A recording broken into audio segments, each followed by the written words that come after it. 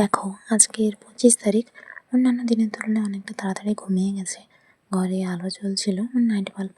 যাই হোক, পরে অবশ্য মা এসে নিভিয়ে দিয়েছে। আজকের আসলে বাবা রেশন ধরতে যাবে।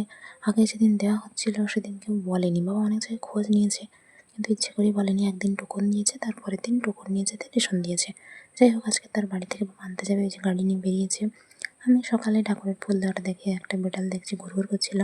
এদিকে মা পাতা তুলছে বাইরে বসে, আর আমি সেই জলটা খেয়ে নিলাম। তারপর বাবা ঝটপট আবার ফিরে এসছে। তো আমি আর মা ঘুগনি দিয়ে মুড়ি খাবো, বাবা এদিকে নারকেল নাড়ু দিয়ে মুড়ি খেয়েছে। যাই হোক, এদিকে বাবা খাওয়া দাওয়া সেরে বাজার চলে গেছে, আর আমি ভাবছি একটা বিস্কিট খাই, তারপর নয়তো মুড়ি নিয়ে বসবো।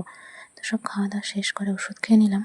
এদিকে আজকের মাত্র 3টে ছাতু হয়েছে, আর মা নিচের দিকের অংশগুলো আজ আর ফেলতে পারেনি, তাড়াতাড়ি করে 3টে সহই নিয়ে এসছে। তো সেগুলো পরিষ্কার করে ধুয়ে দিয়ে এসে দেখি এখানে একটা মটর গাছের চারা বেরিয়েছে। তো ভাবলাম মাকে বলি। মা এখানে আনাজ কাটছে, মাকে খবরটা দিলাম। যাই হোক, তারপর দেখো তারা ঘুরঘুর করছিল, সেদিকে যাচ্ছে আসছে, মানে তাদের বাড়ির লোকজন আর কি। যাকে পাখি দুটোকে খাবার দিলাম। তো একবার দিয়েছি, অল্প করে চাল দিয়েছি। এই যে দেখো ঘুরে ঘুরে চলে যাচ্ছে। যাকে হঠাৎই পাশে খেয়াল করতে দেখি একটা ঘুঘু পাখি এসছে ঠিক আমার কাছে, একটা বাঁশের উপর বসে আছে, আর একটা ওই যে নিচে। তো আবার ওদেরকে অল্প করে চাল দিলাম, যেগুলো ছিল সেগুলোই ওরা ঝটপট খেয়ে নিচ্ছে। যাই হোক, ভালো লাগছে বেশ ওদের সাথে ছবি তুলতে পেরে। তারপর মনে পড়লো যে আরে পাশ চারাটাকে তো বসাতে হবে। তো কাঁচের যে জারটা ছিল সেটা বের করেছি, টমেটো সসের জার এটা, যাকে ছোট্ট মতো। তো ওটাতেই পলি দিয়ে ভালো করে গাছটা রেখে দিয়েছি। একটু বড় হোক, তারপর নয়তো লাগাবো মাটিতে। মা বাজার থেকে এসে এখানে চিপিং করছিল, তো একটা চিড়া মাছের প্যাকেট বের করেছি, সবাই খাওয়া দাওয়া করে নিলাম। এদিকে মা ছাতু ভাজা করছে, সেটা দেখছি। বাবা এখানে পটল আর কচু নিয়ে এসছে। যাই হোক, ইচ্ছে হলো আবার একটা বিস্কিট খেয়েছি, মা বাবা কেউ আর খায়নি। তো বসে বসে গাছটার সাথে একটু ছবি তুলছিলাম। ওদিকে দেখি ঘুঘু পাখি দুজন এখন ঘুরঘুর করছে। ওদেরকে বললাম যে তোরা পরে খেতে আসবি। কে শুনে কার কথা নিচে নেমে চলে এসছে, আর মা ওদেরকে আবার একবার চাল দিয়ে এসছে। যাই হোক, বারবার বলছি একসাথে বেশি দিও না, ছোট পাখি ছোট পেট, একসাথে বেশি দিলে খেতেও পারবে না, হজম হবে না। তারপর আর কি ঝটপট স্নান সেরে নিলাম। মা ঠাকুরের কাছে খাবার দিয়ে গেছে, বাবার কাজও প্রায় শেষের দিকে। এদিকে মা এখানে আমাদের সবার জন্য খাবার বাড়ছে, আর আমি ঝটপট খেতে বসে পড়েছি। যেহেতু তেমন বিশেষ কিছু খাওয়া হয়নি, তো খিদেটাও জোর পেয়েছে। পরে মা বাবাও খেয়ে নিল, আমি বাবার ফুল দেওয়াটা দেখছিলাম।